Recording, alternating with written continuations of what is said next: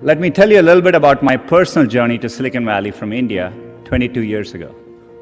Growing up in India, like many of you, I got my first telephone when I was 12. In my case, it turned out to be a rotary phone, so it wasn't that great for selfies, but I still loved to call my friends, play with it, and sometimes take it apart. That telephone cemented my fascination with technology. I remember in my parents' house in Chennai, reading about the invention of the transistor at Bell Labs. Of course, that initial invention helped found what became known as Silicon Valley, and out of that came companies like Fairchild Semiconductor and Intel, and all the computers and software that we all use today. You can draw a direct line from that invention to the technology that powers your Twitter feed or your WeChat messages today.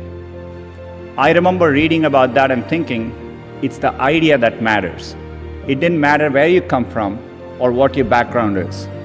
One revolutionary idea, one brilliant invention can unleash other entrepreneurs to revolutionize industries in ways you could never predict. In the same way, the invention of smartphones and GPS has enabled other companies to build apps that revolutionize the way we travel around cities. That's why I came here. I had a deep desire to be part of this exchange of ideas, this community of entrepreneurs. And coming to the global hub where this was all happening, at Stanford, I felt welcomed and embraced. People didn't care where I came from, only my ideas and hard work mattered. The possibility that anyone with the right idea at the right time can have an impact on others, that is no longer limited to a single place. It's possible everywhere. I still vividly remember as a teenager jumping onto a crowded train at Chennai and traveling for 24 hours to attend my school at IIT Kharagpur. And that opportunity changed the course of my life. These institutions over many decades have played a huge role in creating generations of skilled entrepreneurs. I know how much hard work it takes to pursue your dream of building a business. The long hours, time away from family, the rejection, the ideas you know are brilliant that just don't seem to catch on. There is a great quote from Thomas Edison that does the best job of defining what it's like to be an entrepreneur. I have not failed, I have just found 10,000 ways that don't work. You will prevail.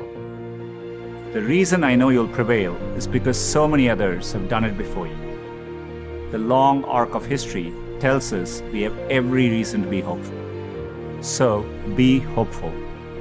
There is an interesting trend I've noticed. It's very conventional for every generation to underestimate the potential of the following one.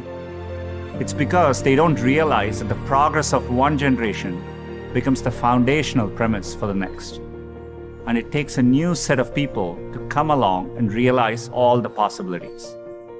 I grew up without much access to technology. We didn't get our first telephone till I was 10. I didn't have regular access to a computer until I came to America for graduate school. My father spent the equivalent of a year's salary on my plane ticket to the US so I could attend Stanford. It was my first time ever on a plane. But when I eventually landed in California, things weren't as I had imagined. America was expensive.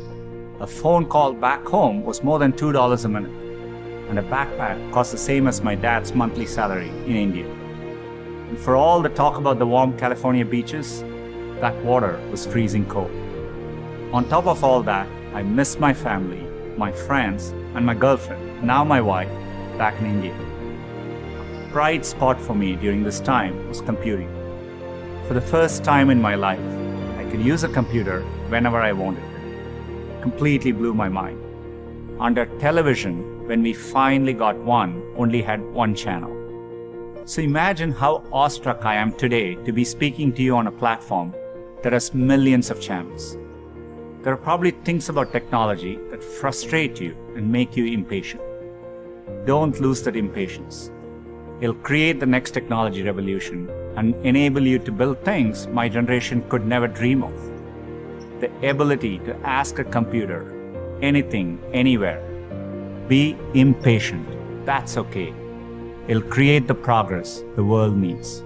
The important thing is to be open-minded so that you can find what you love.